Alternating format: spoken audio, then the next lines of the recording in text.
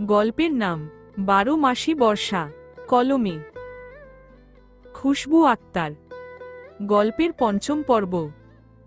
গহন একবার হাত বাড়িয়ে নিধিকে ডাকতে নিল, তবে নিধির কাঁধটা ছুতে যাওয়ার আগেই থেমে গেল। আবার হাতটা গুটিয়ে নিল। যা বলতে চাইল গহন সেটা বলতে পারল না।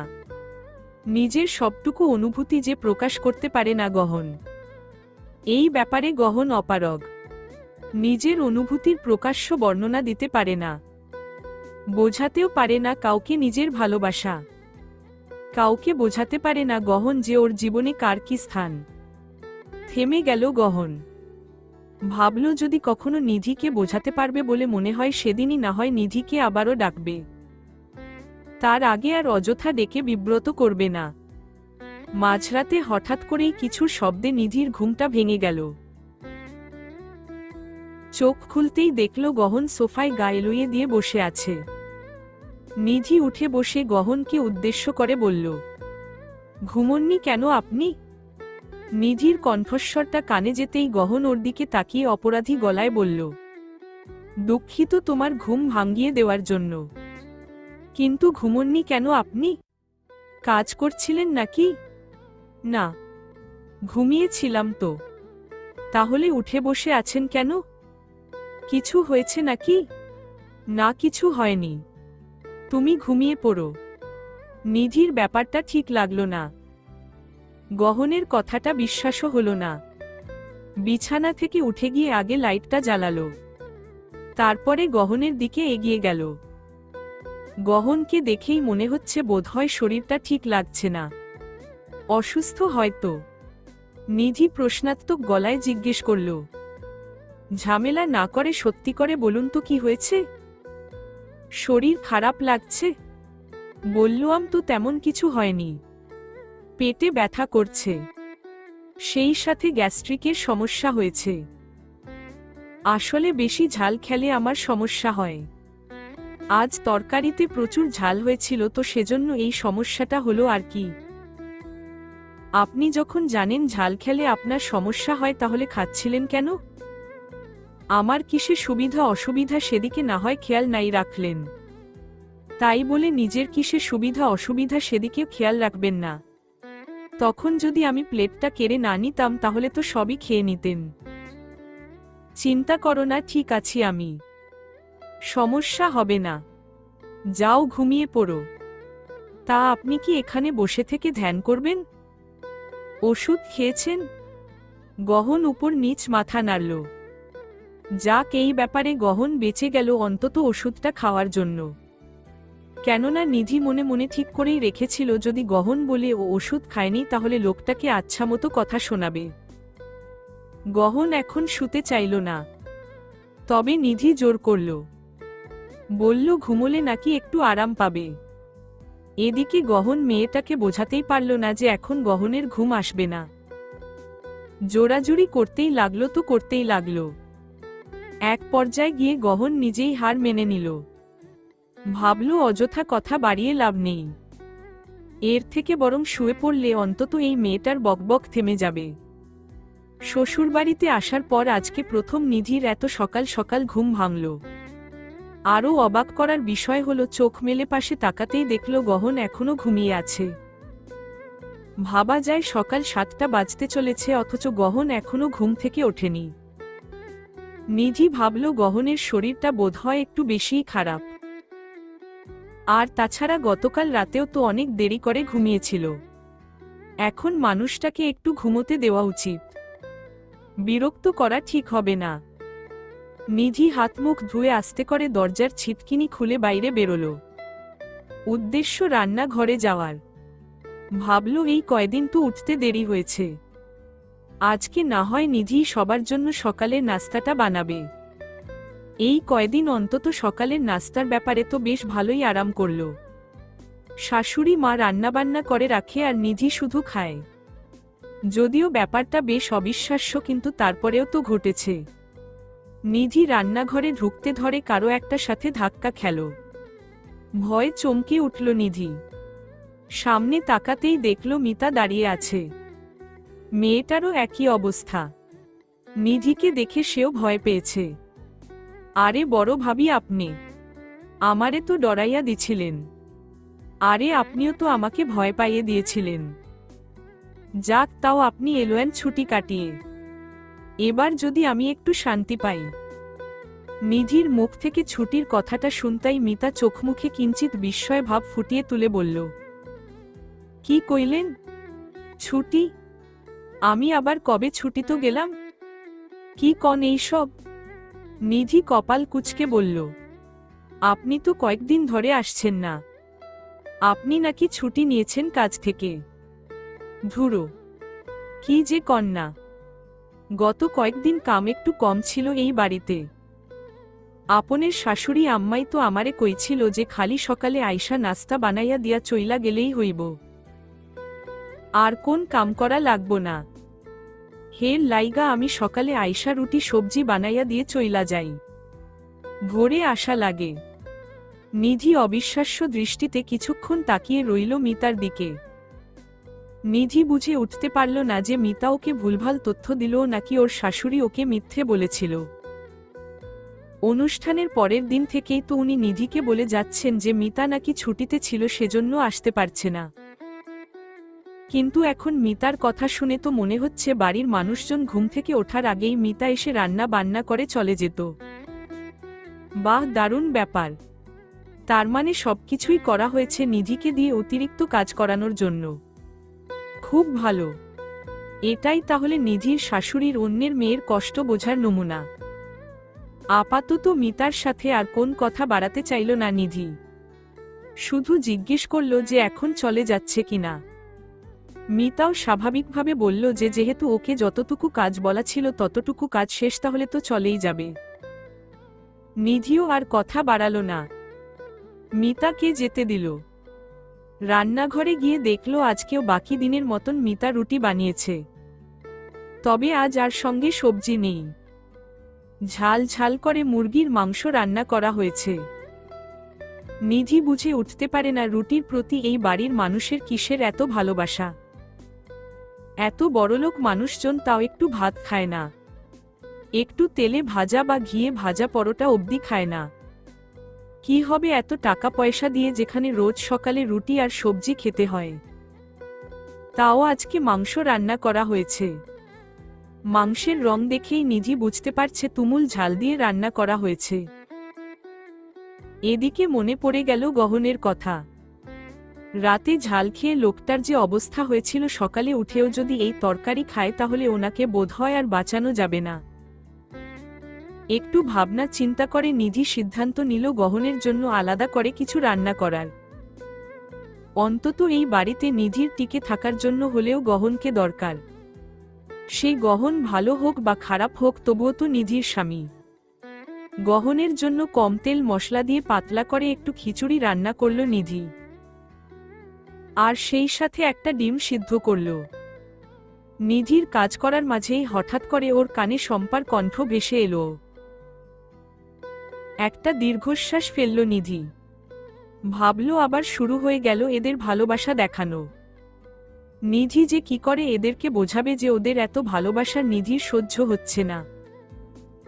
পেট খারাপ হয়ে যাবে তো এত ভালোবাসায়।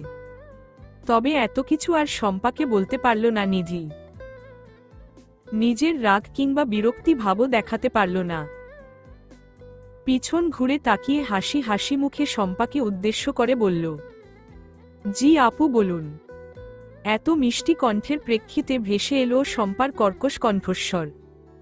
ফ্রিজে একটা দুধের বোতল কম দেখতে পাচ্ছি। কোথায় গেল? উড়ে তো যাওয়ার কথা না আপু। দেখুন হয়তো কোন কোনায় পড়ে আছে। আমাকে কি তোমার কানা মনে হয়? বলছি তো নেই। কোথায় গেল সেটাই তো বুঝতে পারছি না। এর আগে তো কখনো এমন হয়নি।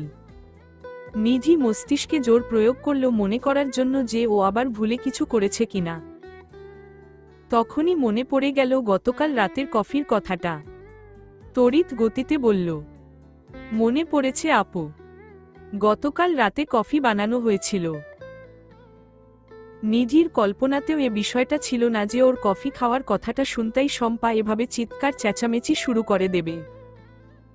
শম্পার চেঁচামেচি দেখে মনে হলো নিধি দুধ না, বোধহয় সোনা খেয়ে নিয়েছে। শম্পা হা হুতাশ করে চেঁচাতে চেঁচাতে বলল, পিয়াল এনেছিল দুধ আমার মেয়ের জন্য। সকালে আর রাতে দুবেলা করে ওকে দুধ না দিল হয় না। বাড়ির লোকেদের খাওয়ার জন্য দুধটা আনিনি। আর তাছাড়া তুমি এত বড় একটা মেয়ে, এখনো তোমায় দুধ খেতে হবে নিয়ম করে? কোন আক্কেল নেই তোমার বাচ্চাদের জিনিস চুরি করে খাও? লজ্জায় অপমানে মুখটা চুপসে গেল নিধির। সেই সাথে রাগও হল। এমন নোংরা কথাবার্তা তো ওর চাচিরাও ওকে বলতো না। ওরা কফি লুকিয়ে রাখত, কিন্তু তাই বলে এভাবে চুরির অপবাদ দিত না। আর এখানে চুরি করে খাওয়ারই বাকি আছে? এক বাড়িতে এত মানুষ থাকে, একটাই তো ফ্রিজ, সেখানে কে কার জন্য কি নির্দিষ্ট করে রেখেছে সেটা কি আর এভাবে বোঝা যায়? মৃদু রাগী গলায় বলল, আজে বাজে কথা কেন বলছেন আপু? দুধ শেষ হয়ে গেলে কি আবার আনা যাবে না? শম্পা খেকিয়ে উঠে বলল, টাকা কি তোমার বাপের বাড়ি থেকে আনবে? মোটেও না। আমার দায়িত্ব যেহেতু এখন আমার স্বামীর, তাই উনিই দেবেন। গহন কি উঠতে দিন, ওনাকে বলবো যে আপনার যা দরকার সেগুলো যেন এনে দেয়। নিধি ভাবল ঝামেলার সমাপ্তি বোধহয় এখানেই হবে। আর কথাও বাড়াতে ইচ্ছে করছে না, কেননা শম্পার ব্যবহারে নিধি নিজেই লজ্জিত। তবে শম্পা থামল না, ফের বলে উঠল, আমার ভাইয়ের টাকার গরম আমায় দেখাচ্ছ? একেই তো চুরি করে খাও, তার ওপর আবার দেমাগ দেখানো হচ্ছে। কার থেকে অনুমতি নিয়ে তুমি আমার বাচ্চার খাবারে হাত দিয়েছ? সেদিন তো আমার বোনকে খুব চোর বানানোর চেষ্টা করলে, অথচ আসল চোর তো তুমি নিজে। হবেই তো, ছোটলোক পরিবার থেকে এসেছ, ওখানে তো তোমাদের ছোটবেলা থেকে এসব চুরির অভ্যাসই শেখানো হয়। ছোটলোক কোথাকার, আর মেনে নেওয়া যাচ্ছে না। নিধি যত কথা কম বাড়ানোর চেষ্টা করছে, এরা ততই নিধিকে কথা বাড়াতে বাধ্য করছে। নিধিকে ভদ্রতা বজায় রাখতে দিচ্ছেই না। শম্পার দিকে আঙুল উঁচিয়ে বলল, ভদ্রভাবে কথা বলুন আপু। কথা হচ্ছে আমার আর আপনার মাঝে, এর মধ্যে আমার পরিবারকে টানবেন না। চাইলে কিন্তু আমিও আপনার শিক্ষার ওপর প্রশ্ন তুলতেই পারি, কিন্তু তুলছি না, তার কারণ এটা আমার শিক্ষা। আমায় অভদ্র হতে বাধ্য করবেন না। শম্পা মুখ ভেঙচিয়ে তাচ্ছিল্য গলায় বলল, ছোটলোকদের মুখে এত কথা মানায় না, চোর কোথাকার। কথাটা বলে নিধিকে আর কোনো সুযোগ দিতে চাইল না শম্পা। যতটুকু অপমান করার দরকার ছিল করেও নিয়েছে। গতকাল রাতের গহনের ওপরে জমে থাকা রাগটা বেশ ভালোভাবেই নিধির ওপরে দেখানো গেছে। এখন গিয়ে একটু শান্তি লাগছে শম্পার। নিধি কিছু বলে ওঠার আগেই শম্পা চলে যেতে ধরল। পিছন ঘুরতেই দেখল গহন দাঁড়িয়ে আছে। নিধিও দেখল গহনকে, থেমে গেল আপাতত। শম্পাও চমকে উঠল, একটু অপ্রস্তুত হয়ে পড়ল। এদিকে ততক্ষণে শম্পার চেঁচামেচিতে সেখানে সালমা বেগম সহ বাড়ির বাকিরাও চলে এসেছে, কেবলমাত্র সাবিত আর সিনথিয়া বাদে। গহনকে দেখে শম্পার মনে হলো যত তাড়াতাড়ি এখান থেকে চলে যেতে পারবে ততই ভালো। কেননা গহন কথাগুলো শুনে ফেলেছে কিনা সেটা তো জানে না। তবে শম্পা চলে যাওয়ার আগেই গহন বেশ শান্ত কণ্ঠে জিজ্ঞেস করল, যে কথাগুলো তুমি এতক্ষণ নিধিকে বলল সেগুলো আবার বলো। আমি আসলে সব শুনতে পাইনি, আমি তোমার সম্পূর্ণ কথা শুনতে চাই। কিঞ্চিত ভয় পেল শম্পা। সালমা বেগম বোধহয় বুঝতে পারলেন সেটা। এগিয়ে এসে কিছু একটা বলতে চাইলেন, তবে বলে উঠতে পারলেন না। তার আগেই গহন ওনাকে থামিয়ে দিয়ে বলল, মা আমি কথা বলছি শম্পার সাথে, একটু আলাদাভাবে আমাদের দুজনকে কথা বলতে দাও। পূর্ণ সম্মানের সাথে শান্ত গলায় সালমা বেগমকে কথাটা বলল গহন। সালমা বেগম একটা শব্দও আর উচ্চারণ করতে পারলেন না। গহনের অভিব্যক্তি দেখে তার মনে হচ্ছে গহন এমন কিছু বলবে কিংবা এমন কোন কাজ করবে যেটা তার ভীষণ অপছন্দ হবে। কিন্তু তারপরও তিনি চুপ করে রইলেন। তিনি দেখতে চান এই কয়দিনে তার ছেলের ঠিক কতটা অধঃপতন হয়েছে। সালমা বেগমকে কথাটা বলা শেষে গহন আবারও শম্পার দিকে দৃষ্টিপাত করে বলল, কি হলো বলো, কি বলছিলে তুমি নিধিকে? শম্পা শুধু আমতা আমতা করল, কিছু বলতে পারল না। ওকে আমতা আমতা করতে দেখে গহনই বলে উঠল, বুঝতে পেরেছি, বলতে পারবে না। তুমি তাহলে আমার কিছু প্রশ্নের উত্তর দাও। ছোটলোক শব্দটার অর্থ জানো তুমি? এবারেও আমতা আমতা করল শম্পা, কোনো উত্তর দিতে পারল না। গহন আবারও বলে উঠল, এই নিকৃষ্ট শব্দটা তুমি কিভাবে নিধিকে উদ্দেশ্য করে বলতে পারো? তুমি এমন একজনের প্রতি এই শব্দটা ব্যবহার করলে যে কিনা তোমার পরিবারের একজন সদস্য, তোমার ভাইয়ের স্ত্রী। তোমার কি মনে হয় না এর জন্য তোমার ক্ষমা চাওয়া দরকার? কেন ক্ষমা চাইব? ভুল আমি করিনি, যে ভুল করেছে সে ক্ষমা চাইবে। গহন তাকালো একবার নিধির দিকে। মেয়েটার চোখে মুখে যেমন রাগ ফুটে উঠেছে ঠিক তেমনি আবার চোখ দুটো জলে টইটম্বুর হয়ে উঠেছে। নিধির ওপর থেকে দৃষ্টি সরিয়ে গহন শম্পাকে বলল, সত্যিই কি অন্যায় করেছে নিধি? সামান্য কফিতে দুধ ব্যবহারের জন্য তুমি ওকে চোর বলে দিল, তাও এই সম্বন্ধে ও কিছু জানতই না। আমি বানিয়ে দিয়েছিলাম ওকে কফিটা। গহনের কথাটা শুনে দুটো মানুষ চমকালো, সালমা বেগম আর ঋতু। সালমা বেগম চমকালেন বউয়ের প্রতি ছেলের ভালোবাসা দেখে। ঋতু অবশ্য চমকানোর থেকে বেশি আফসোস করল, ভাবল ওর স্বামীও যদি এমন হতো।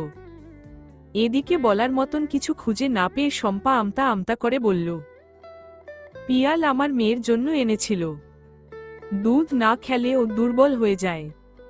তো ফ্রিজে কি আর ছিল না? কিংবা আমাকে বলল কি আমি আর এনে দিতাম না? এই দুটো প্রশ্নের জবাব দাও। শম্পা কিছুক্ষণ আমতা আমতা করল, বুঝতে পারল বেকায়দার মাঝে পড়ে গেছে। কিন্তু তাই বলে বেকায়দায় পড়ে গেছে জন্যই যে গহনের কথা সহ্য করবে এমন মনোভাব শম্পার নেই। শম্পা এ বাড়ির মেয়ে, এই বাড়িতে গহনের যতটা অধিকার আছে শম্পারও ততটাই অধিকার আছে। তাহলে গহনের সাহস হয় কি করে ওকে কথা শোনানোর? শম্পা মৃদু রাগী ভঙ্গিতে বলল, দেখো ভাইয়া, তোমার মতন এত টাকা আমার স্বামীর নেই, আমাকে হিসেব করে চলতে হয়। তুমি ভেবো না এই বাড়িতে থাকছি বলে তোমায় দেখে ভয় পেয়ে চলব। এটা আমারও বাড়ি আর আমি তোমাকে এত কৈফিয়ত দিতে পারবো না। আমি বাধ্য নই, আজ তুমি বাধ্য। নিধিকে তুমি এভাবে অপমান করলে কেন? এটা যেমন তোমার বাড়ি ঠিক তেমনি এটা নিধিরও বাড়ি। তোমার এই বাড়িতে সসম্মানে থাকার যেমন অধিকার আছে তেমন নিধিরও আছে। ধরে নাও তোমার মেয়ের খাবারটা নিধি না খেয়ে আমি খেয়েছি, তাহলেও কি তুমি একইভাবে চেঁচামেচি করতে? শম্পার চেঁচিয়ে বলতে ইচ্ছে করল হ্যাঁ এভাবেই চেঁচাতাম, কিন্তু বলতে পারল না। কেননা আর চোখে নিজের মায়ের দিকে তাকাতেই দেখল সালমা বেগম ওকে ইশারায় শান্ত হতে বলছে। তবে শম্পা ঠিক করেছে শান্ত হবে না। শুধু গহনকে কিছু বলবে না, যা বলার নিধির উপর দিয়েই বলবে। না, তোমাকে কেন কিছু বলতাম? তুমি চাইলে খেতেই পারো, তুমি আমার ভাইয়া। কিন্তু ওই মেয়েটা।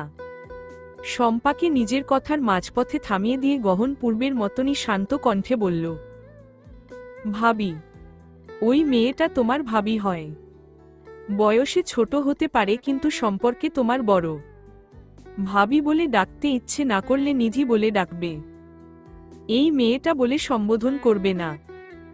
আর যদি আমি খেলে সমস্যা না হয় তাহলে আমার স্ত্রী খেলে কেন সমস্যা হবে?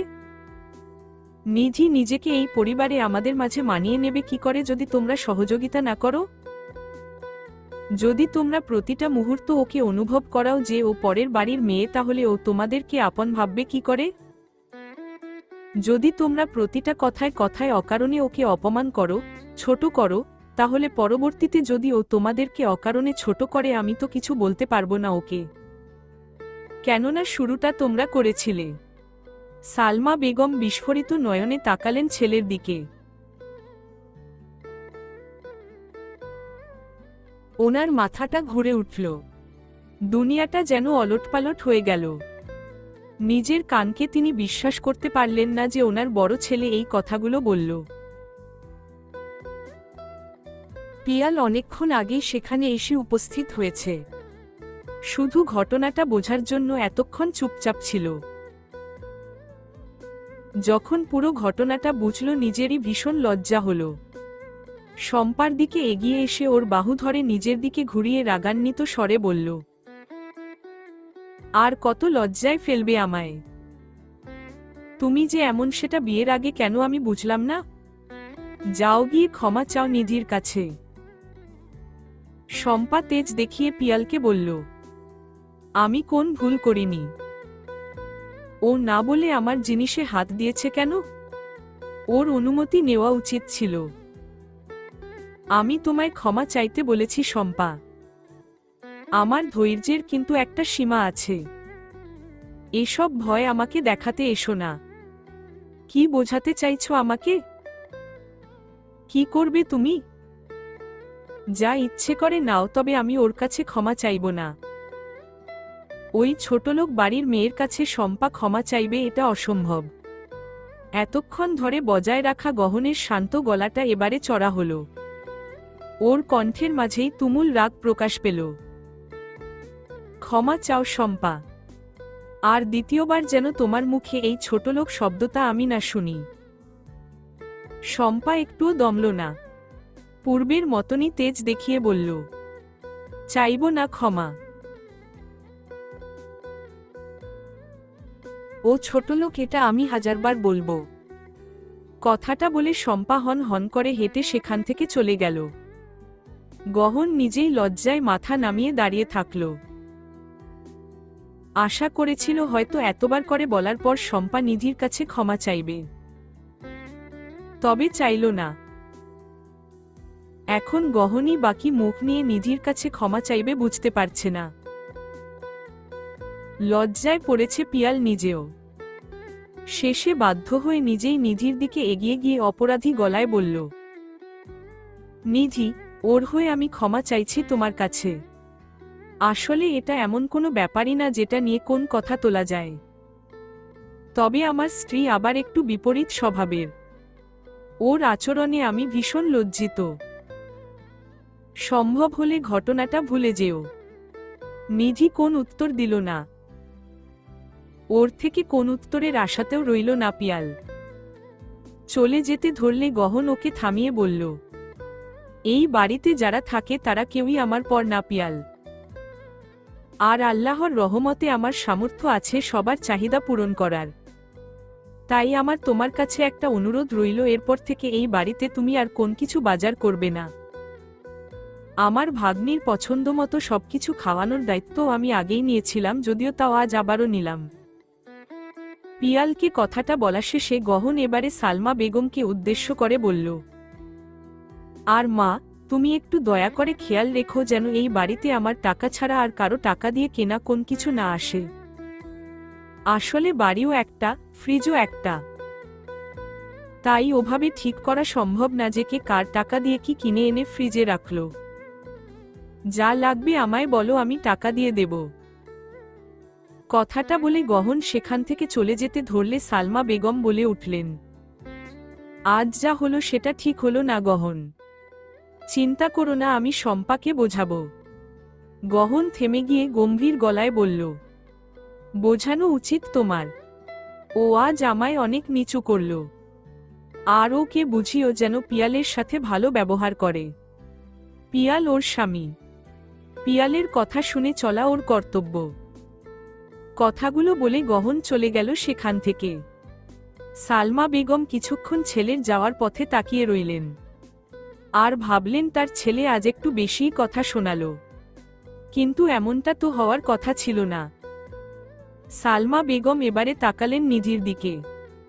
নিধিকে দেখতে এখন বেশ স্বাভাবিক লাগছে, কাজ করছে। মেয়েটার দারুণ বুদ্ধি। গহনের সামনে শম্পার সাথে একবারও তর্ক করল না। সালমা বেগম আজ আরও দৃঢ় সংকল্প করলেন যে খুব বেশি দিন তিনি নিধিকে এই বাড়িতে টিকতে দেবেন না, নয়তো তার প্রাধান্য কমে যেতে পারে। আজ বেশ সকাল সকাল ঘুম ভাঙল সাবিতের। কোন উদ্দেশ্য ছিল না এত সকালে ঘুম থেকে ওঠার, কিন্তু তারপরও ঘুম ভেঙে গেল। গতকাল রাতের একটা কাজ সাবিতের বাকি রয়ে গেছে। সেজন্য হাত মুখ ধুয়ে সবার আগে এলো নিধির ঘরে। নিধি তখন ঘরেই আছে, বিছানা ঠিক করছিল। সাবিত আগের দিনের মতন আজ আর হুড়মুড়িয়ে ঘরে ঢুকল না, বরং দরজার বাইরে দাঁড়িয়ে ঘরে থাকা নিধির থেকে ভেতরে আসার জন্য অনুমতি চাইল। ভাবি, ভিতরে আসতে পারি? হুট করে একটা পুরুষালী কণ্ঠস্বর পেয়ে নিধি একটু চমকাল। এই বাড়িতে ছেলেদের মাঝে এক সাবিতই রয়েছে যার সম্পর্কে নিধি ভাবি হয়। তার মানে সাবিতই ডাকল, তাও আবার ভিতরে আসার জন্য অনুমতি চাইল। নিধি কি ঠিক শুনল নাকি ভুল শুনল, নাকি সাবিতেরই কোন অসুখ বিসুখ হয়েছে? না হলে হঠাৎ করে এত ভদ্র হয়ে গেল কি করে? নিধির এসব ভাবনার মাঝে ফের সাবিতের কণ্ঠস্বর ভেসে এলো। ভাবি, আছো? একটু দরকার ছিল, আসতে পারি কি? ধ্যান ভাঙল নিধির, তড়িঘড়ি করে বলল, হ্যাঁ আছি, আসুন। অনুমতি পেয়ে সঙ্গে সঙ্গে সাবিত ঘরে এলো। এর আগের দিনের মতো আজকে আর মুখে হাসি লিপটে নেই, বরং মুখ দেখে মনে হচ্ছে কোনো কিছুর জন্য হয়তো লজ্জিত। আজে বাজে কোন কথা তুলল না সাবিত। নিধির সাথে ভাব জমানোর প্রসঙ্গটাও তুলল না। নিধির থেকে বেশ অনেকটা দূরে মাথা নিচু করে দাঁড়িয়ে অপরাধী ভঙ্গিতে বলল, আসলে ভাবি, আমি বুঝতে পারিনি যে আমার ব্যবহারে তোমার খারাপ লাগবে। তুমি আসার আগে ভাইয়ার ঘরে কখনো অনুমতি নিয়ে আসার প্রয়োজন হয়নি। এই বাড়ির কোন ঘরেই অনুমতি নিয়ে যাওয়ার প্রয়োজন হয় না আমার। সেজন্য আসলে ভেবেছিলাম এই ঘরে এলেও কিছু হবে না। আসলে আমার মাথাতে আসেনি যে আমি এভাবে হুড়মুড় করে ঘরে ঢুকে পড়লে তুমি অস্বস্তিতে পড়তে পারো। বাট ট্রাস্ট মি ভাবি, আমার তোমাকে অস্বস্তিতে ফেলার কিংবা অসম্মান করার কোন উদ্দেশ্যই ছিল না। তুমি ভাইয়ার থেকে শুনে দেখো, আমি খুব মিশুক স্বভাবের। প্রথম দেখাতেই তোমাকে আমার ভীষণ পছন্দ হয়েছিল। তুমি আমার একমাত্র ভাবি, তোমার সাথে একটু বন্ধুত্ব করব না বলো? হঠাৎ করে সাবিতের এই রূপ দেখে নিধি তাজ্জব বনে গেছে। তার মানে গহনকে কথাটা বলে কাজ হয়েছে। তার মানে গহন কাল রাতে যখন উঠে বাইরে গিয়েছিল তখন সাবিতের সাথে কথা বলতেই গিয়েছিল। কি এমন বলেছে সাবিতকে যে এক রাতের মধ্যে ছেলেটার এমন আমূল পরিবর্তন হয়ে গেল? ব্যাপারটা কি ভাবনার নয়? অবশ্যই ভাবনার বিষয়। দুটো দিন দেখেছে নিধি এই ছেলেটাকে। কই একবারের জন্য তো নিধির এই ছেলেকে সুবিধার বলে মনে হয়নি। তাহলে গহন কি এমন বলল যে একেবারে ইবলিশ থেকে সোজা ফেরেশতা হয়ে গেল? এদিকে নিধির থেকে কোন উত্তর না পেয়ে সাবিত ফের বলা শুরু করল, দেখো ভাবি, আমি মন থেকে তোমার কাছে ক্ষমা চাইছি। তুমি প্লিজ আমায় ক্ষমা করে দিও। তুমি যদি এই কথাগুলো ধরে বসে থাকো তাহলে তো আমাদের সম্পর্কটা সবসময় একটা অস্বস্তির মাঝেই থেকে যাবে। আমি এটা চাই না। পুরনো কথাগুলো তুমি ভুলে যাও। আর আমি তোমায় কথা দিচ্ছি, এমন ভুল আর কখনো হবে না। আর আমি সত্যিই তোমায় অস্বস্তিতে ফেলার জন্য কাজগুলো করিনি। তুমি তো আমার নিজের মানুষ, আমার ভাবি। সেজন্য আসলে আমি একটু বেশি এক্সাইটেড হয়ে কাজগুলো করে ফেলেছিলাম। তুমি প্লিজ কিছু মনে করো না। আর ভাইয়াকে একটু বুঝিয়ে বলো যেন ভাইয়া আমায় ভুল না বোঝে। সাবিতের কথাগুলো শুনে নিধির মনে হলো ওর কথার মাঝে এক ফোঁটাও মিথ্যে নেই, কোন ছলনাও নেই। যেন মন থেকে ক্ষমা চাইছে। যেখানে ছেলেটার চোখে মুখে একটা তীব্র অপরাধবোধ ফুটে উঠেছে সেখানে কি আর মিথ্যে বলতে পারে? কি সুন্দর মাথা নিচু করে অপরাধী ভঙ্গিতে বারবার নিধির কাছে ক্ষমা চাইছে। একবার চোখ তুলে তাকালো না, সম্পূর্ণ ভদ্রতা বজায় রেখেছে। নিধির একবার মনে হলো তাহলে কি ওই সাবিতকে ভুল বুঝেছিল? আসলেই কি অতিরিক্ত মিশুকে স্বভাবের জন্য আর নতুন ভাবির সাথে পরিচিত হওয়ার অধিক আগ্রহের ফলে এমন আচরণ করে ফেলেছিল? হতেই পারে। বাড়িতেও তো নিধির ঘরে মাঝে মাঝেই ওর চাচাতো ভাইরা অনুমতি না নিয়েই প্রবেশ করত। তার মানে তো এটা নিধি কখনো বলতে পারে না যে ওদের উদ্দেশ্য খারাপ ছিল কিংবা চারিত্রিক কোন দোষ ছিল। নিধির এসব ভাবনার মাঝে আরও অনেকবার সাবিতের ওর কাছে ক্ষমা চাওয়া হয়ে গেছে।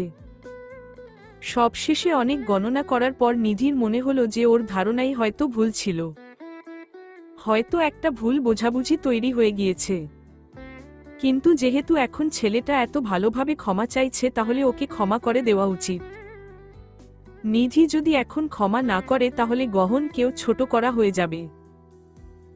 যেহেতু গহন গিয়ে সাবিতের সাথে কথা বলে ওকে নিজের ভুলটা বুঝিয়েছে, আবার গহনের কথাতেই সাবিত ক্ষমা চাইছে, তাহলে নিধির অবশ্যই ক্ষমা করা উচিত। ঠোঁটে মৃদু হাসি ফুটিয়ে তুলে বলল, ইটস ওকে ভাইয়া, আমিও বোধহয় আপনার সাথে একটু বেশি খারাপ ব্যবহার করে ফেলেছিলাম। আমিও ভুল ভেবেছিলাম আপনার সম্বন্ধে। আই এম রিয়েলি সরি ভাইয়া। প্রত্যুত্তরে সাবিতও পাল্টা হেসে বলল, ইটস ওকে ভাবি। দেবর ভাবির সম্পর্কে ছোটখাটো ভুলগুলো সরি না বললেও ক্ষমা করে দিতে হয়। আর তুমি আমায় ক্ষমা করেছ তো? নিধি মাথায় নাড়িয়ে হ্যাঁ বোধক উত্তর জানাল। সাবিত নিধির প্রতি কৃতজ্ঞতা প্রকাশ করে ঘর থেকে বেরিয়ে গেল। সাবিত ঘর থেকে চলে যেতেই নিধি বিছানার ওপর বসল। পা দোলাতে দোলাতে ভাবল গহন মানুষটাকে বোধহয় যতটা খারাপ ভেবেছিল ততটা খারাপ না, যতটা নিষ্কর্মা ভেবেছিল ততটা নিষ্কর্মাও না। এই লোকটাকে অভিযোগ করলে বোধহয় কাজ হতে পারে। আজ সকাল থেকেই কি সুন্দর নিধির হয়ে কথা বলছে। আবার গতকাল রাতে ভাইকে গিয়ে বেশ ভালোই টাইট দিয়ে এসেছে, সেজন্য তো এখন এসে এত সুন্দরভাবে ক্ষমা চাইল। হঠাৎ করে নিধির মনে গহনের জন্য ইতিবাচক ধারণা তৈরি হল, যে ধারণা গহনের প্রতি একটু একটু সম্মানও তৈরি করল। নিধির এসব ভাবনার মাঝে ওয়াশরুম থেকে গহন বেরিয়ে এলো। তোয়ালেতে মুখ মুছতে মুছতে নিধিকে উদ্দেশ্য করে বলল, কার সাথে কথা বলছিলে? কে এসেছিল ঘরে? নিধি পা দোলাতে দোলাতে হাসি হাসি মুখ করে গহনের দিকে তাকিয়ে বলল, আপনার ভাই এসেছিল সাবিত। কেন? বেশ ভালোই কাজ হয়েছে আপনাকে দিয়ে। ক্ষমা চেয়ে গেল। ছেলেটার ব্যবহার দেখে মনে হলো অতটাও খারাপ না, সেজন্য আমিও অতিরিক্ত খারাপ ব্যবহারের জন্য ক্ষমা চেয়ে নিয়েছি। ঠিক আছে না? মনে মনে নিধি আর নিজের ভাই দুজনের প্রতি ভীষণ খুশি হল গহন। তবে কারো প্রতি তৈরি হওয়া সন্তুষ্টি ভাবটা প্রকাশ করা হলো না। নিধির কথার প্রেক্ষিতে শুধু আলতো একটু হাসল। গহন ঘর থেকে বেরিয়ে যেতে ধরলে পিছন থেকে নিধি চেঁচিয়ে উঠে ওকে থামতে বলল। থেমে গেল গহন। গহন পিছন ফিরে তাকাতেই দেখল নিধি দৌড়ে এলো ওর দিকে। চমকে গহন একটু পিছিয়ে গেল। দৌড়াচ্ছ কেন? পিছিয়ে যাওয়া গহনের দিকে নিধি দুকদম এগিয়ে গিয়ে হাসি হাসি মুখ করে বলল, সকালবেলা উঠে আপনার জন্য কষ্ট করে আলাদা করে তেল মশলা কম দিয়ে খিচুড়ি রান্না করাটা আমার সার্থক। আমার কি মনে হচ্ছে জানেন? গহন বেশ উৎসাহী গলায় বলল। কি? নিধি গহনের দিকে একটু ঝুঁকে গিয়ে বলল, আমার স্বামী মনে হয় ভালো হয়ে যাচ্ছে ধীরে ধীরে। কথাটা বলে নিধি ঠোঁট টিপে হেসে দৌড়ে ঘর থেকে বেরিয়ে গেল। লাফাতে লাফাতেই বেরিয়ে গেল। ভীষণ খুশি আজ নিধি। এই বাড়িতে আসার পর থেকে আজ প্রথমবারের জন্য নিধির মনে হলো ওর গুরুত্ব আছে এই বাড়িতে। ওর পছন্দ অপছন্দের খেয়ালও রাখা হয়, আর সেই খেয়ালটা যে গহন রেখেছে এই ব্যাপারটাই নিধির খুব ভালো লেগেছে। গহন কিছুক্ষণ হা করে নিধির যাওয়ার পথে তাকিয়ে রইল। মেয়েটার আচরণ কেমন অদ্ভুত না? কেমন লাফাতে লাফাতে চলে গেল। গহন আজ আরও নিশ্চিত হল যে ও আসলেও অনেক ছোট একটা মেয়েকে বিয়ে করেছে। সকালের নাস্তার জন্য ডাইনিং টেবিলে গিয়ে গহন শম্পা বাদে বাকি সবাইকে সেখানে উপস্থিত দেখল। পিয়ালকে উদ্দেশ্য করে বলল, শম্পা কোথায়? সত্যি কথাটা পিয়াল গহনকে বলতে পারল না, তাই একটা অজুহাত বানিয়ে বলল, ও সাফিকে খাওয়াচ্ছে, আমাকে বলল পরে খেয়ে নেবে। গহন জানে পিয়াল মিথ্যে বলল, তবে আর কোনো কথা বাড়ালো না এই নিয়ে। চুপচাপ খেতে বসে গেল। নিধি একে একে সব খাবারগুলো এনে টেবিলে গুছিয়ে রাখল।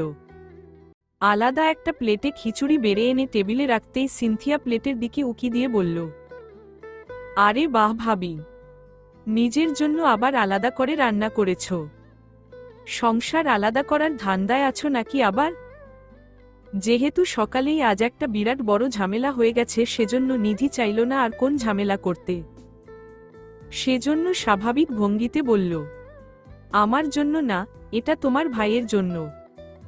গতকাল রাতে তরকারিতে অতিরিক্ত ঝাল খেয়ে ওনার অবস্থা খারাপ হয়ে গিয়েছিল, সেজন্য কম ঝাল দিয়ে আলাদা করে ওনার জন্য রান্না করেছি। আর কোন উত্তর দিল না সিনথিয়া। সালমা বেগম নিধিকে উদ্দেশ্য করে প্রশংসার সুরে বললেন, আমার ছেলের বউদের থেকে তো আমি এমনই আশা করি যে তারা আমার ছেলেদের খেয়াল রাখবে। খুব ভালো করেছ মা, তোমাদের বিয়ের আগে তো আমার ছেলের যাবতীয় বিষয়গুলো আমাকেই খেয়াল রাখতে হতো। বিয়ের পরেও অবশ্য আমার ছেলেকে আমাকেই সকালের নাস্তা বানিয়ে খাওয়াতে হয়েছে এই কয়দিন। আজ প্রথম গহন নিজের বউয়ের হাতে তৈরি নাস্তা খাবে। নিধি যত ঝামেলা এড়িয়ে চলতে চায় ততই নতুন করে ঝামেলা তৈরি হয়ে যায়। ভেবেছিল নিজের মুখটা বন্ধ রাখবে, তবে কোনো মতেই পারল না। তাই বলে এইভাবে কোন রকমের কোন সংকোচ ছাড়া ডাহা মিথ্যে কথা বলে দেবে আর নিধি চুপচাপ সেটা শুনে যাবে, এটা অসম্ভব। সত্যিটা জানা সত্ত্বেও নিধির পক্ষে চুপ থাকা অসম্ভব। সালমা বেগমের ব্যাপারে এতটুকু তো নিধি বুঝে গেছে, উনি নিজেকে যতটা ভালো দেখানোর চেষ্টা করেন ততটাও ভালো না। একদম হাসতে হাসতে নিধিকে বাস দেওয়ার ধান্দায় থাকে। তাই নিধিও এত বড় একটা সুযোগ কি করে হাতছাড়া করতে পারে। সালমা বেগমকে উদ্দেশ্য করে বলল, আসলে মা রাতে ঘুম না হওয়ার কারণে আমার সকালে উঠতে একটু দেরি হয়েছে এই কদিন। এই কদিন আপনিই সকালে নাস্তা বানিয়েছেন? আজও কি সকালের নাস্তা আপনি রান্না করেছেন মা? হ্যাঁ। কি আর করব বলো, তোমরা তো এখনো মা হওনি। সেজন্য বুঝবে না সন্তানরা খালি পেটে বাইরে বেরিয়ে গেলে মায়েদের কতটা চিন্তা হয়। আমার ছেলে মেয়েরা তো সকাল সকাল বাইরে বেরিয়ে যায়, সেজন্য আমাকেই উঠে রান্না করতে হয়। কিন্তু আজ সকালে আমি যে মিতাকে রান্নাঘর থেকে বের হতে দেখলাম মা, মিতা তো আমাকে বলল ওই নাকি এই কদিন রান্না করেছে। আজও বলল ওই রান্না করেছে। দেখেছেন মা কত বড় সাহস ওর। কষ্ট করেন আপনি অথচ নিজে নাম কেনার চেষ্টা করে।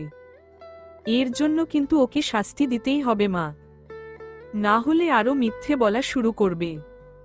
আর দেখেছেন মা, আপনি তো বলেছিলেন ও ছুটি নিয়েছে, কিন্তু যেন পুরো মাসের মাইনেটা ঠিকঠাকভাবে পেয়ে যায়, শুধু সেজন্য সকালে টুকটাক কাজ করে দিয়ে আর সারাদিনে খোঁজ থাকে না। যেন মাইনে নেওয়ার সময় বলতে পারে যে ও রোজ এসেছে। এই মাসে টাকা দেওয়ার সময় কিন্তু আপনি এ ব্যাপারে খেয়াল রাখবেন, নয়তো ওর লোভ বেড়ে যাবে। সিনথিয়া তখন মনের সুখে খাবার খাচ্ছিল। হঠাৎ করে কাশি উঠে গেল গলায়, খাবার আটকে। গহন তাড়াহুড়ো করে গ্লাসে পানি ঢেলে সিনথিয়ার দিকে সেটা এগিয়ে দিল। পরিবেশটা হঠাৎ করে কেমন যেন থমথমে হয়ে উঠল। তবে নিধি এখনো মুখে হাসি বজায় রেখে সালমা বেগমের দিকে তাকিয়ে আছে। সালমা বেগমের মুখে কোন রাগ নেই, কোন অস্বস্তি নেই। তিনি যেন অবাকও হননি, খুব স্বাভাবিক দৃষ্টিতে নিধির দিকে তাকিয়ে আছে। ওনার এত শীতল দৃষ্টির মানে নিধি বুঝতে পারল না। ওর দিকে তো সবাই বেশিরভাগ সময় কটমট করেই তাকায়, তাই এভাবে নিধির দিকে তাকিয়ে সালমা বেগম ওকে কি বোঝাতে চাইছেন সেটা নিধি বুঝে উঠতে পারল না। সিনথিয়ার কাশি থেমে গেল। গহন সম্পূর্ণ প্রসঙ্গটা বদলানোর জন্য নিধিকে একটু তাড়া দিয়ে বলল, নিধি, আমায় খাবার দাও, তুমিও খেয়ে নাও। আর খাবার টেবিলে এত কথা বলতে নেই। দেখলে তো সিনথিয়া বিষম খেল। নিধি বাধ্য মেয়ের মতন চুপচাপ গহনের প্লেটে খাবার তুলে দিল। খাওয়ার মাঝে গহন আর চোখে কয়েকবার তাকালো সালমা বেগমের দিকে। দেখল উনি শুধু হাত দিয়ে খাবার নাড়াচাড়া করছে, খাবার তুলে আর মুখে দেওয়া হচ্ছে না। গহন নিজের খাওয়া থামিয়ে সালমা বেগমকে উদ্দেশ্য করে বলল, মা, খাচ্ছ না কেন? এভাবে শুধু খাবার নাড়াচাড়া করলেই হবে? ওষুধ খেতে হবে তো। সালমা বেগম জোরপূর্বক মুখে একটু হাসি ফুটিয়ে তোলার চেষ্টা করে বললেন, হ্যাঁ খাচ্ছি। আসলে রান্নায় আজ একটু বেশি ঝাল দিয়ে দিয়েছি। আমিও তো এত ঝাল খেতে পারি না। গহনকে খিচুড়ি দিয়ে খিচুড়ি বেঁচে গিয়েছিল। নিধি বাটিটা সালমা বেগমের থেকে বাড়িয়ে দিয়ে বলল, মা, আমার রান্না খেয়ে দেখুন, ভালো হয়েছে। সালমা বেগম বাটিটা আবার নিধির দিকে ফেরত দিয়ে বললেন, না মা, লাগবে না। ঝাল বেশি হলেও আমি এই খাবার খেতেই পছন্দ করি। নিধিও আর কথা বাড়াল না। খাওয়া দাওয়া শেষে যে যার ঘরে চলে গেল। গহন আগেই চলে গিয়েছিল ঘরে। একটু পর নিধিও এলো। গহন তখন বাইরে যাওয়ার জন্য তৈরি হচ্ছিল। নিধিকে আসতে দেখে ওকে একবার ডাকল। নিধি সোফায় আয়েশি ভঙ্গিতে বসে গহনের দিকে তাকিয়ে বলল, হ্যাঁ বলুন। গহন শার্টের বোতাম লাগাতে লাগাতে নিধির দেখে এগিয়ে গেল। নিধিকে উদ্দেশ্য করে শান্ত গলায় বলল, একটা অনুরোধ করছি তোমায়। মাকে সবার সামনে এভাবে অপমান করো না। অপমান করিনি তো। অপমানের কি দেখলেন আপনি? তুমি নিজেই জানো তুমি কি করেছ। তুমি কাজটা ভুল করেছ কি ঠিক করেছ আমি সেই প্রসঙ্গে যাব না। আমি শুধু তোমায় বলছি আমার মাকে সবার সামনে এভাবে ছোট করো না। আমি চাই না আমার মা তার সন্তানদের সামনে অসম্মানিত হোক। নিধি এবারে মৃদু গম্ভীর গলায় বলে উঠল, তাহলে নিশ্চয়ই এমন কোন কাজও করা উচিত না যাতে তাকে সন্তানদের সামনে ছোট হতে হয়। দেখুন, আমার ওনার সাথে কোন শত্রুতা নেই। তবে উনি যে কাজটা করেছেন সেটাও কিন্তু ঠিক না, এটা আপনাকে মানতে হবে। আপনি বলুন, আমি কি এই বাড়ির কাজের লোক? এমনটাও তো না যে আমি আসার আগে এই বাড়িতে কোন কাজের লোক ছিল না। হঠাৎ করে এভাবে সেই কাজের লোকের উধাও হয়ে যাওয়াটা একটু অদ্ভুত না? মিতা এমন সময় এসে বাড়ির কাজ করে আবার চলে যায় যেন আমি বা আমরা কিচ্ছু টের না পাই। আমাকে বলা হলো যে সেই মেয়ে নাকি ছুটিতে আছে, তাই আমাকে সব কাজ করতে হবে। কাজ করতে অসুবিধা নেই আমার, কিন্তু আমাকে কেন মিথ্যে বলা হলো তার উত্তর দিন। তুমি যদি সরাসরি এসে আমার থেকে উত্তরটা চাইতে দিয়ে দিতাম, কিন্তু তুমি সেটা করনি। আর এখন উত্তর নিয়েই বা কি করবে?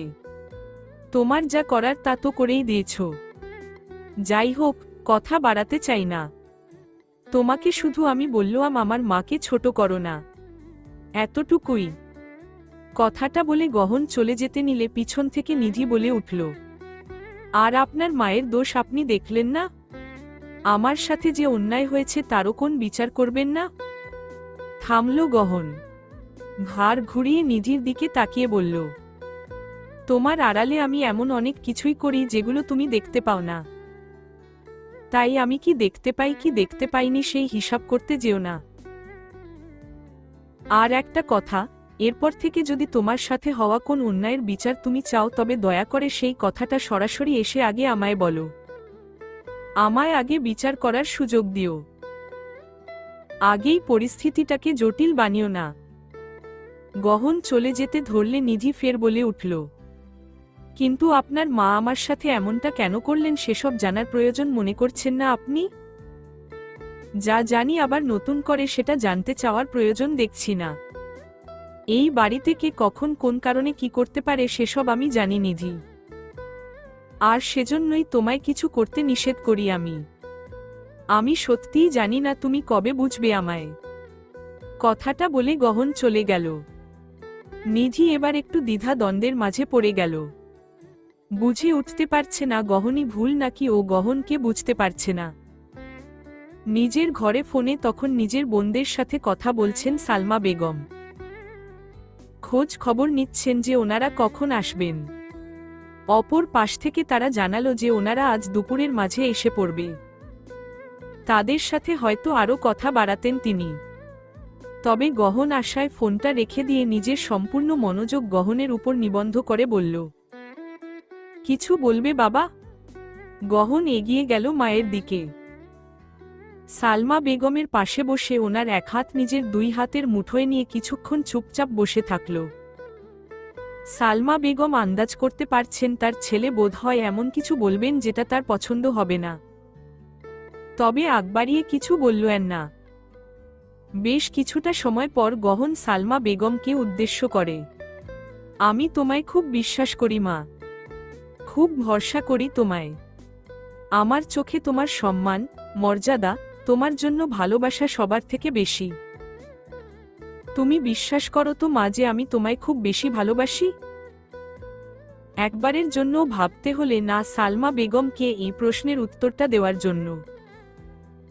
আলতো হেসে তিনি মাথা নাড়িয়ে সায় জানিয়ে বললেন, হ্যাঁ বাবা, কোন সন্দেহ নেই আমার এই বিষয়ে।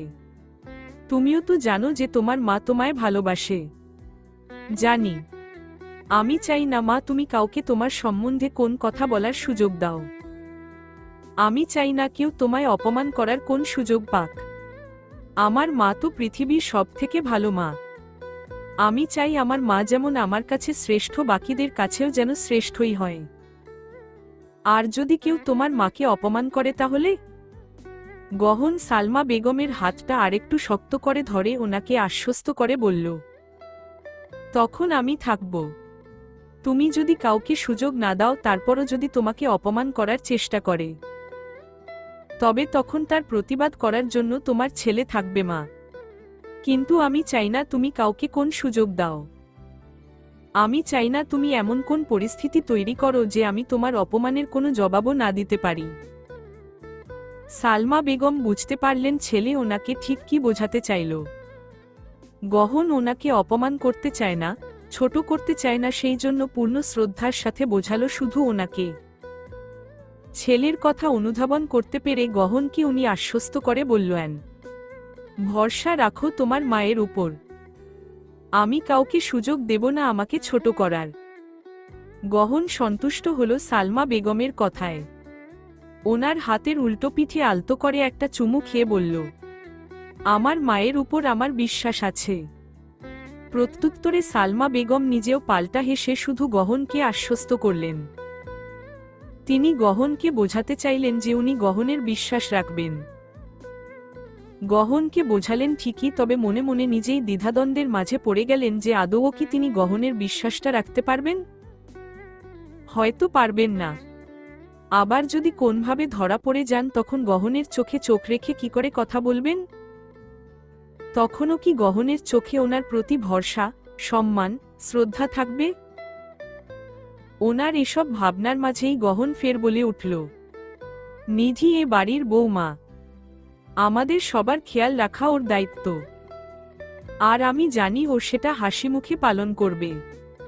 কিন্তু সমস্যা হলো ওর বয়স কম মা, এত দায়িত্ব হঠাৎ করে নিতে পারবে না। ওর একার পক্ষে এত কাজ করা সম্ভব না। মিতাকে আসতে বলো আজ থেকে। দরকার পড়লে ওর বেতন বাড়িয়ে দিও। যদি মিতা কাজ করতে না চায় তাহলে অন্য কাউকে ঠিক করো। কিন্তু আমি চাই না নিধি একা এত কাজ করুক।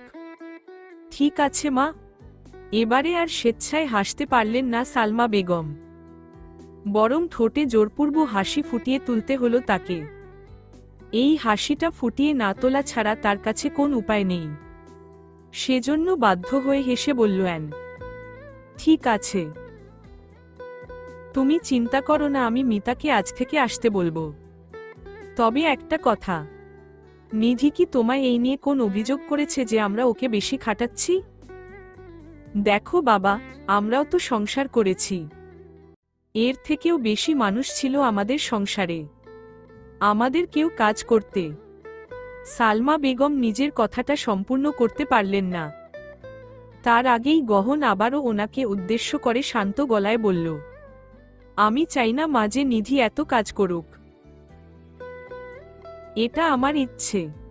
নিধি আমার কাছে কোন বিষয়েই অভিযোগ করে না। আমার অনুপস্থিতিতে এই বাড়িতে কি ওর সাথে কি ব্যবহার করে সে ব্যাপারে ও আমাকে কখনো নালিশ করে না। ও খুব ভালো। ছেলের এই কথাটা সালম বেগমের মোটেই পছন্দ হলো না। গহন কি ওনাকে বোঝাতে চাইলেন যে গহন বুঝতে পারে ওর অনুপস্থিতিতে নিধির সাথে এই বাড়িতে সবাই কেমন ব্যবহার করে?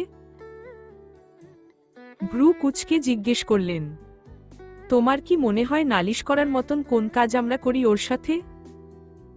গহন আলতো হেসে বলল, আমার উপস্থিতিতেই আজ শম্পা যে আচরণটা করল তাতে তো আমি একটু চিন্তায় আছি মা।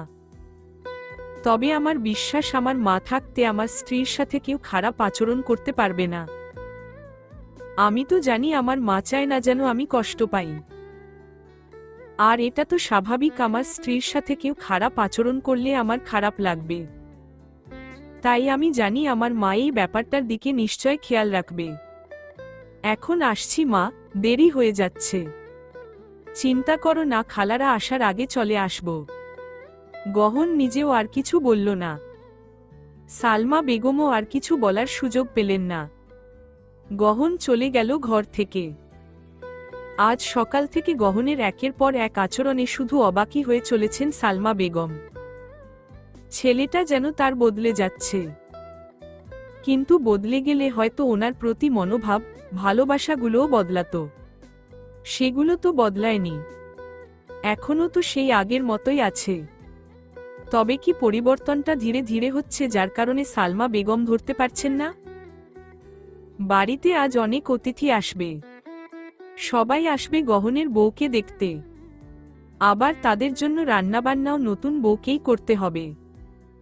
সালমা বেগম নিধিকে বলে দিয়েছে দুপুরের মাঝে যেন রান্না শেষ করে গোসল করে একটু সাজগোজ করে। প্রথমবার দেখবেন ওনারা নিধিকে। ওনাদের সামনে একটু পরিপাটি হয়ে না গেলে চলে নাকি? নিধি চুপচাপ মাথা নাড়িয়ে সম্মতি জানিয়েছে। এত মানুষের কাজ নিধিকে আজ একা করতে হচ্ছে না। মিতা এসেছে ওকে সাহায্যের জন্য। আর অবাক করার বিষয় হলো আজ মিতা নিজ উদ্যোগেই সব কাজ করছে। কঠিন কাজগুলোও নিজেই করছে। এমনকি আজ ঋতুও এগিয়ে এসেছে নিধিকে সাহায্য করার জন্য।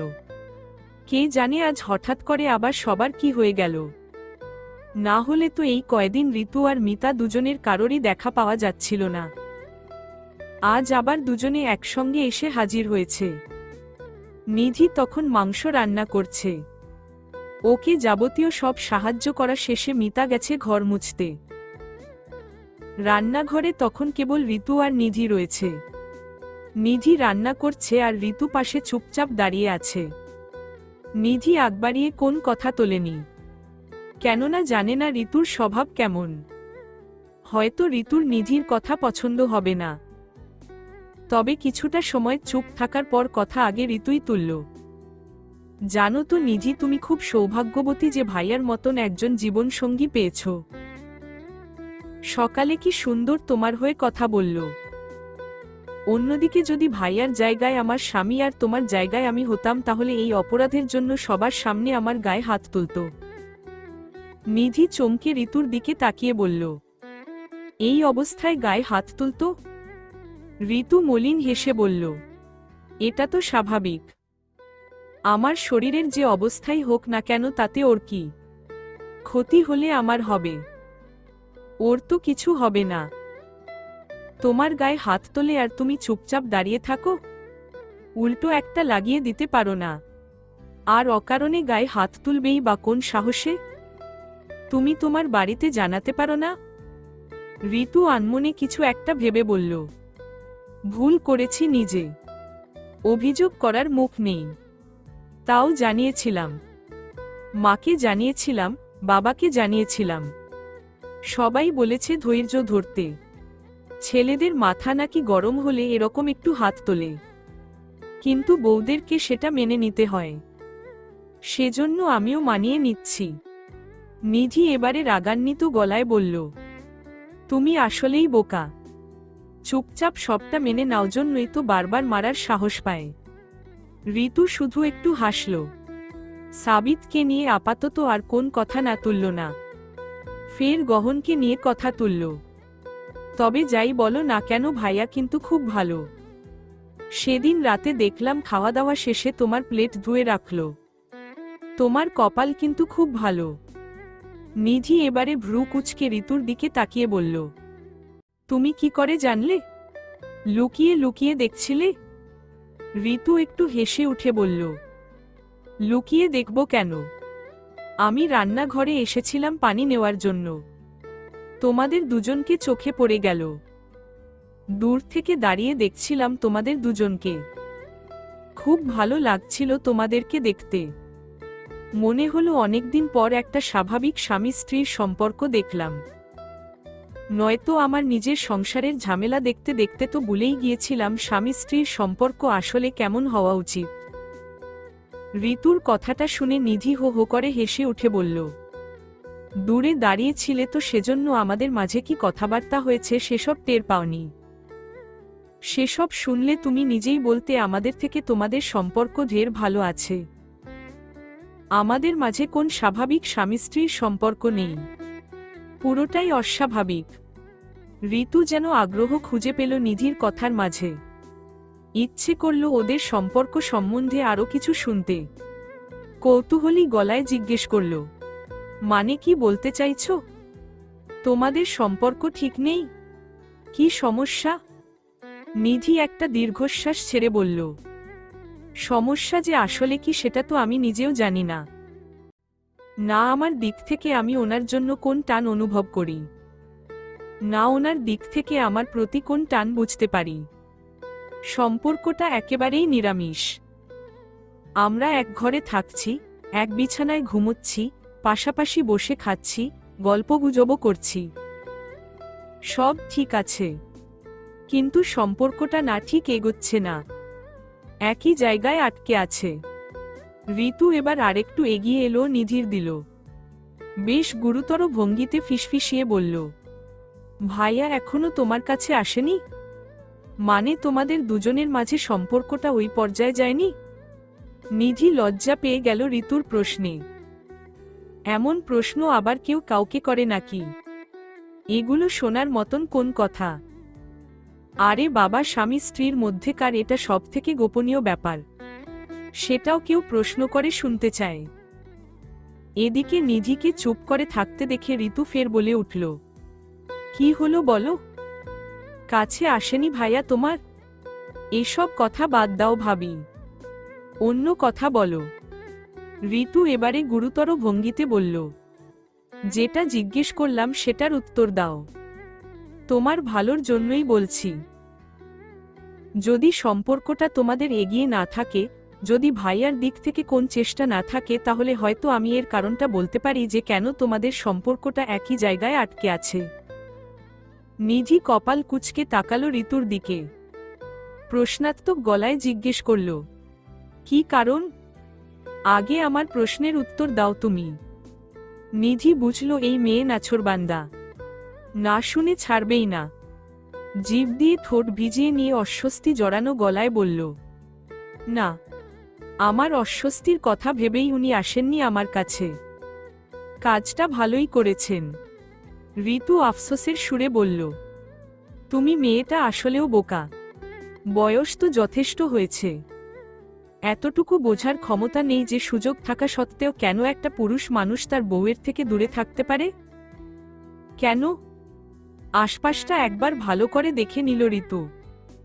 কেননা কেউ যদি এই কথাটা শুনে ফেলে তাহলে সমস্যা হতে পারে। তারপরে আরেকটু নিধির কাছাকাছি গিয়ে ওর দিকে ঝুঁকে ফিসফিসিয়ে বলল, তোমায় একটা কথা বলছি নিধি, তুমি কাউকে বলো না যেন, নয়তো আমার সমস্যা হয়ে যাবে। নিধি ঋতুকে আশ্বস্ত করে বলল, চিন্তা করো না ভাবি, কাউকে বলবো না। যারা আপুকে তো চেনো? যারার নামটা শুনতেই নিধির মুখে আপনা আপনি হাসি ফুটে উঠল। হ্যাঁ চিনি তো, ফুপির মেয়ে। খুব ভালো, অনেকদিন হলো কথা হয় না আপুর সাথে। আজ গহন এলো বলবো আপুকে যেন আসতে বলে। ঋতু এবারে মৃদু রাগী গলায় বলল, নিজের সংসারটা শেষ করার ইচ্ছে হয়েছে? পাগল মেয়ে, যাকে বাড়িতে ডাকতে চাইছো তার জন্যই তো তোমার আর ভাইয়ার সম্পর্কের মাঝে এত সমস্যা। তোমাকে জানায়নি কেউ, আমি জানাচ্ছি।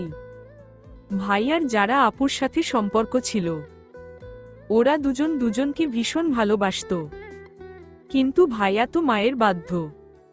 মা কষ্ট পাবেন এমন কোন কাজ ভাইয়া করবে না।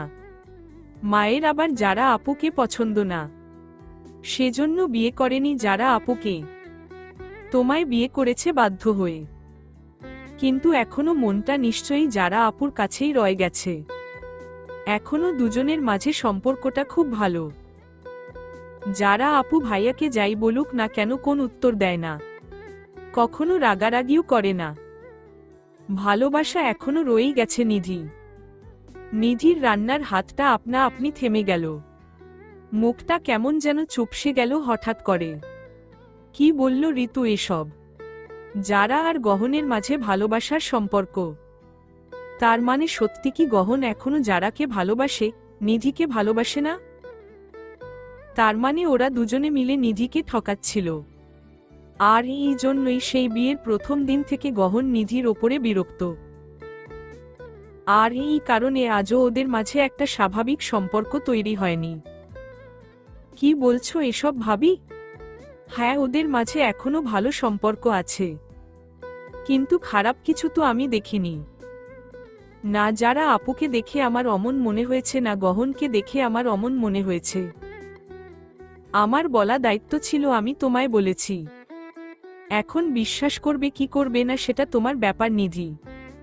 তুমি যদি এখন চোখ থাকতেও অন্ধ সেজে থাকো তাহলে আমার কিছু করার নেই। তুমি আমার ছোট বোনের মতো, সেজন্য সাবধান করে দিলাম। দেখো যেন সংসারটা হাতছাড়া না হয়ে যায়। এমনিতেও তুমি যারা আপুর থেকে সব দিক দিয়ে পিছিয়ে আছো। কথাটা বলে ঋতু সেখান থেকে চলে গেল। নিধি থ মেরে সেখানে দাঁড়িয়ে রইল। চুলোর উপরে থাকা মাংস থেকে হালকা একটু পোড়া গন্ধ আসছে, তবে সেদিকে নিধির কোন খেয়াল নেই। কি বলে গেল এসব ঋতু ওকে? সত্যি কি তবে সংসারটা হাতছাড়া হয়ে যাবে? রান্নাবান্না শেষ করে গোসল করে একটা নতুন শাড়ি পরল নিধি। এখন হালকা একটু সাজগোজ করতে হবে, যদিও এসবের বিন্দুমাত্র কোন ইচ্ছে নেই, কিন্তু তারপরও বাধ্য হয়েই করতেই হবে। শাশুড়ি আদেশ দিয়েছে, ওনার কথা না শুনলে চলবে নাকি?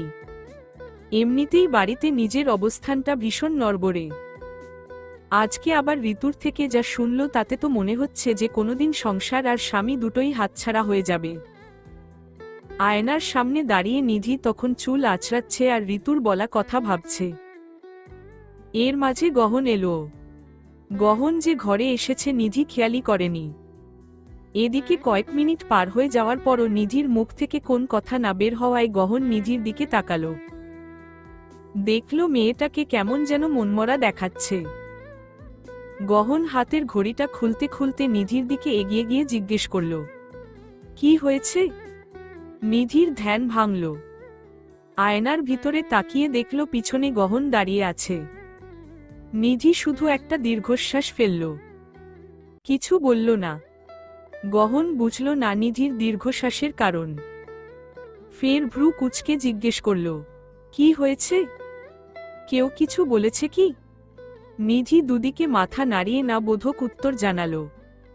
তবে গহনের বিশ্বাস হল না কথাটা। আবারও জিজ্ঞেস করল, কি হয়েছে? কিছু গন্ডগোল করেছ?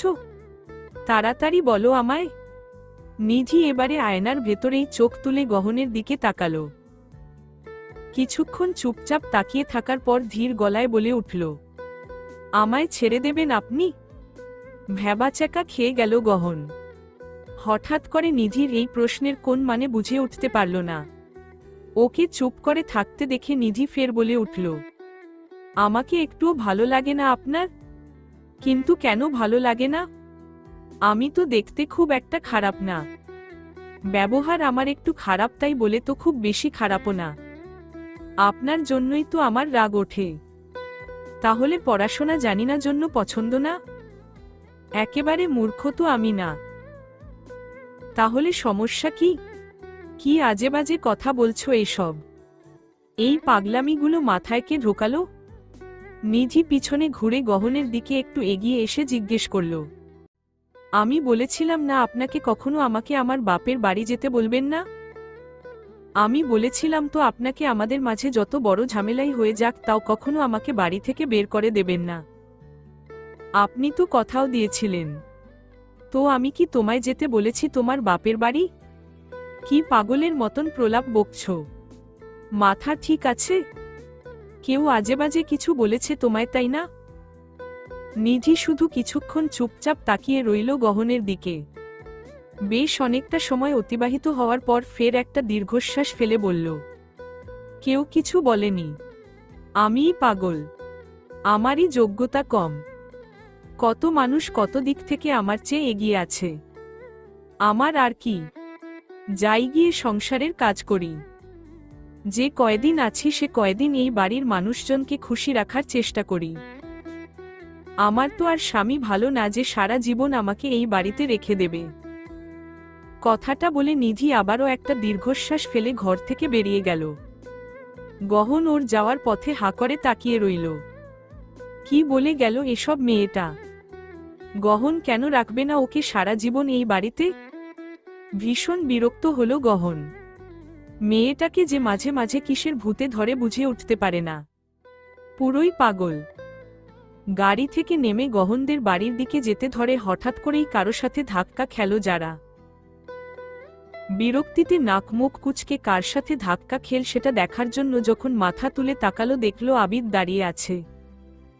চোখে মুখে ছেলেটারও তুমুল বিস্ময় ভাব ফুটে উঠেছে। আবিদের মুখটা দেখতেই যারার বিরক্তি আরও বাড়ল।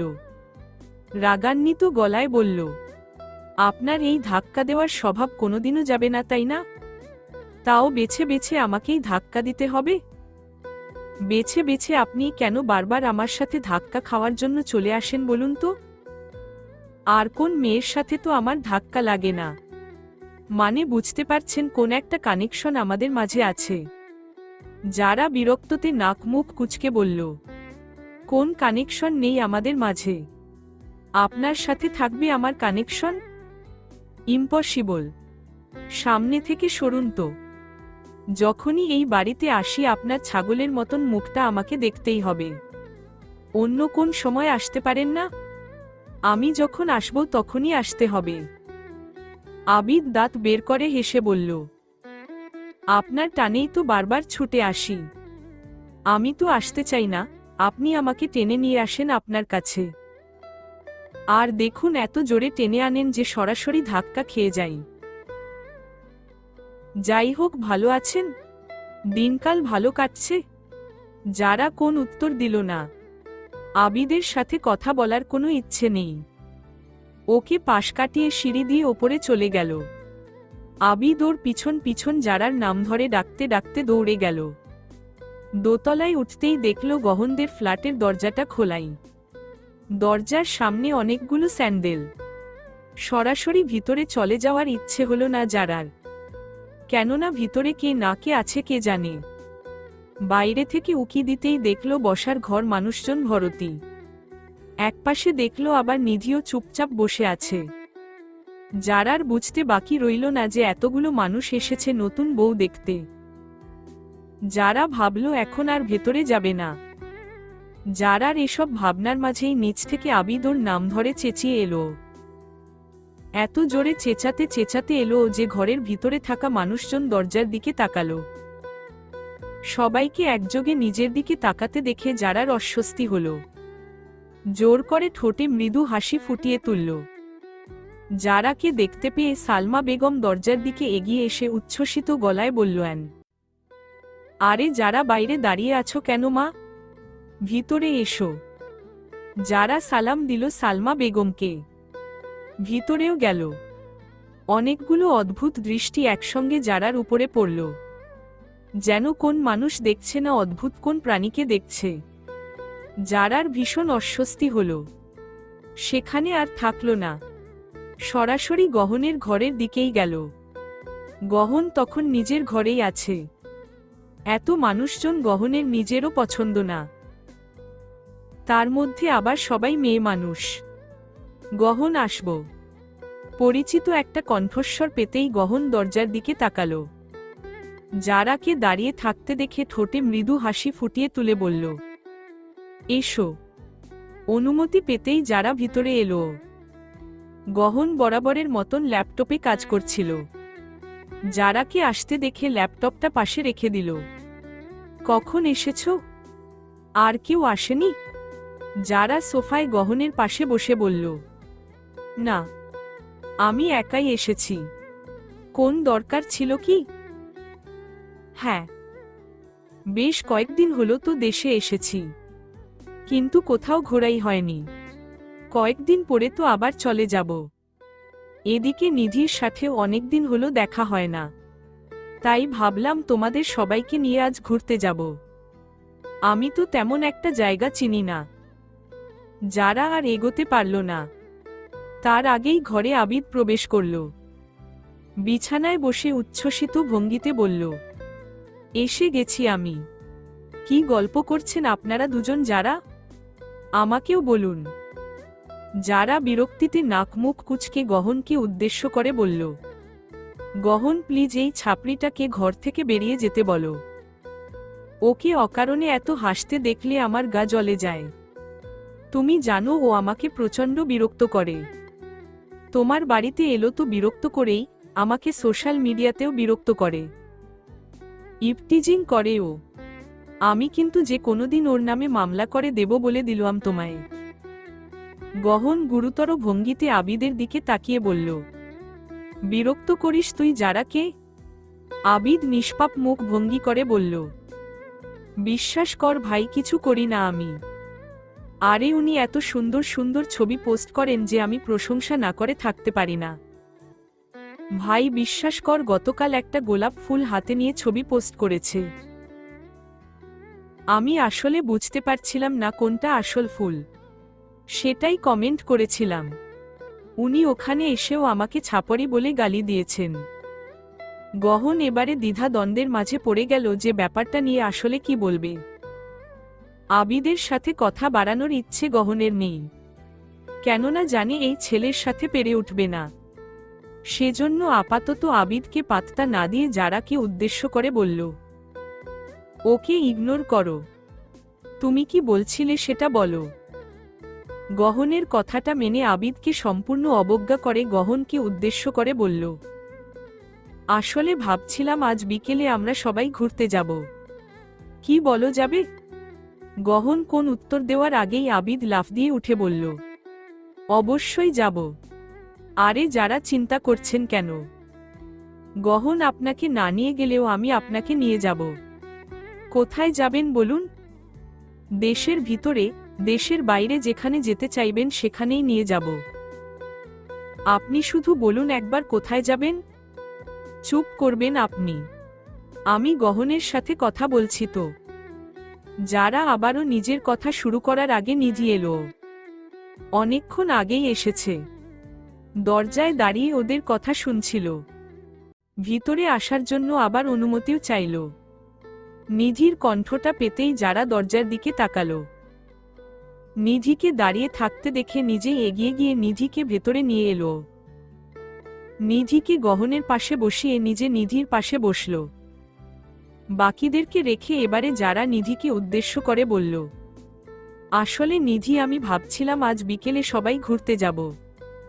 যাবে তো তুমি? নিয়ে গেলে যাব। আমায় মনে হয় যেতে দেবে না আপু। অনেক মানুষজন এসেছে, এখনো ওদের সেবা যত্ন করা হয়নি। বাদ দাও তো ওদের কথা, যার আত্মীয় সে বুঝে নেবে। আর তুমি নতুন বউ, তুমি কিসের যত্ন করবে? পুরনো বউ আছে তো, ওরা করে নেবে। আজ বিকেলে আমরা সবাই ঘুরতে যাব, এটাই ফাইনাল। গহন, রাজি তো তুমি? গহন একটু চিন্তাভাবনা করে বলল, আজকের দিনটা বাদ দাও যারা, আজকে খালারা এসেছে, চলে যাবেন হয়তো, কাল যাই আমরা। গহনের কথাটা শুনে নিধি বলে উঠল, ওনারা সবাই অনেক বড় বড় ব্যাগ নিয়ে এসেছেন নিজেদের সঙ্গে করে, বোধহয় কয়েক বছর থাকবেন। নিধির মুখ থেকে কথাটা শুনে যারা আর আবিদ হেসে ফেলল। হাসতে পারল না গহন, কেননা হাসা তো গহনের স্বভাবেই নেই। সবশেষে অনেকের আপত্তি আর অনেকের সম্মতির পর সিদ্ধান্ত হলো আজ বিকেলে ওরা ঘুরতে যাবে। যাই হয়ে যাক না কেন, আজ ওরা ঘুরতে যাবেই। চলবে ইনশাআল্লাহ।